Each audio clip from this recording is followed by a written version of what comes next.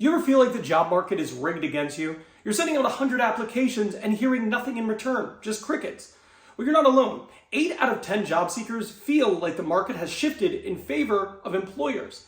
But don't worry, in today's video, I'm going to teach you how to flip the script and still get hired anyway. Let's go. Okay, so I've been in recruitment for 15 years and I can tell you I've lived through a lot of different cycles of it being an employer-driven market or a candidate-driven market. It is definitely an employer-driven market. And according to the website HR Dive, 6 out of 10 candidates believe it is much harder to get a job today than it was a year ago. And guess what? They're right. The reality is we've seen a pretty big dynamic power shift. Employers now hold all the cards. They can take longer, they can ghost candidates, they can lowball candidates, and those people who are looking for a job, in some cases, are just forced to deal with it. While that may make you feel hopeless, the reality is some candidates are doing things differently that are helping them get hired. I'm about to share with you some of the things that the most successful candidates are adapting to in this market so they can be successful. Now, the first thing I want to talk about is being flexible.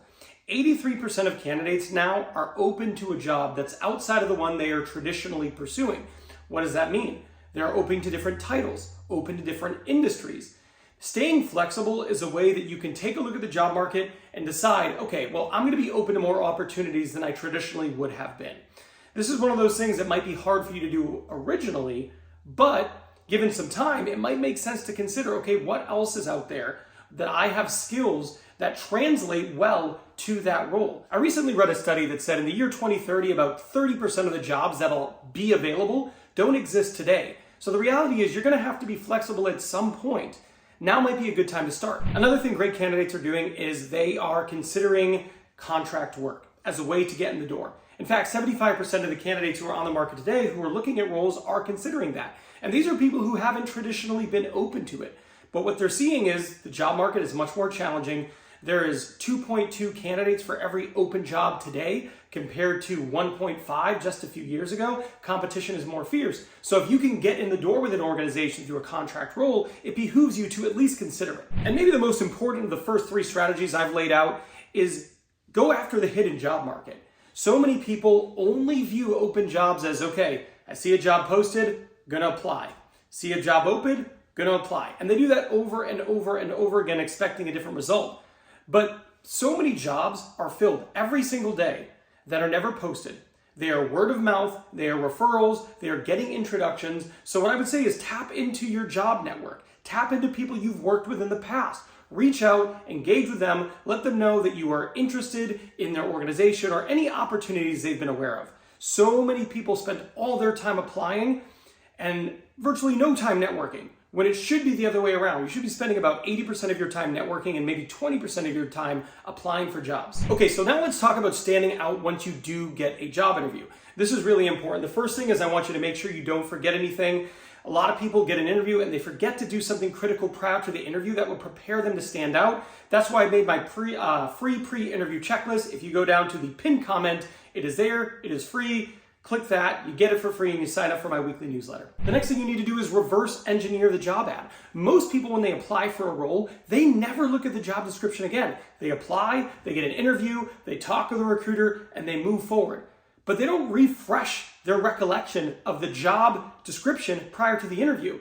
But what really great candidates do is they actually reverse engineer it. So there's terms in that job description that you want to be dropping in the interview. If they say something very specific in terms of what this person needs to do, what they need to achieve, what they need to accomplish in the interview, saying those same phrases and incorporating them into your answer and letting them know that you are aligned to the job description that they posted in the first place is like a level 202 strategy. The next thing you need to do is show proof, not promises. So many people talk about, oh, I'd be able to do this, or, I can do this for your organization. That's just a promise. It's not proof. Now, proof is talking about things you've achieved in your background, things you have been able to quantify the impact, and you can actually talk them through. Saying, I can sell more for you and help you expand in this area. Okay, that's great. But saying, in the past, I was able to take the division that I was responsible for from X percentage to this, and actually quantify and walk them through the achievements you've had with numbers, with percentages, and with specific actions that you took in order to have that type of success. That is powerful. That allows you to stand out. Asking smart questions is another powerful one. I can't tell you how many people I've interviewed and I get to the end and I say, do you have any questions for me? And they say no. But at the very end of that, asking great questions that allow you to stand out and show that you have a greater understanding of the role and the direction of the organization is powerful. And it's one last chance for you to separate yourself from the many other candidates you're competing against in this market. And then lastly, follow up strategically. A lot of people interview and they just sit there and they hope. But the right candidates, like the best candidates, they actually have a plan to follow up with the recruiters, with the HR people, with the hiring managers. And if you really want to stand out and you want to give yourself every bit of advantage you can, you want to do that. And if you want to know exactly how to do that, watch this video here. This video here is a step-by-step plan on exactly how you can follow up with the people you're interviewing with. I'll see you over there.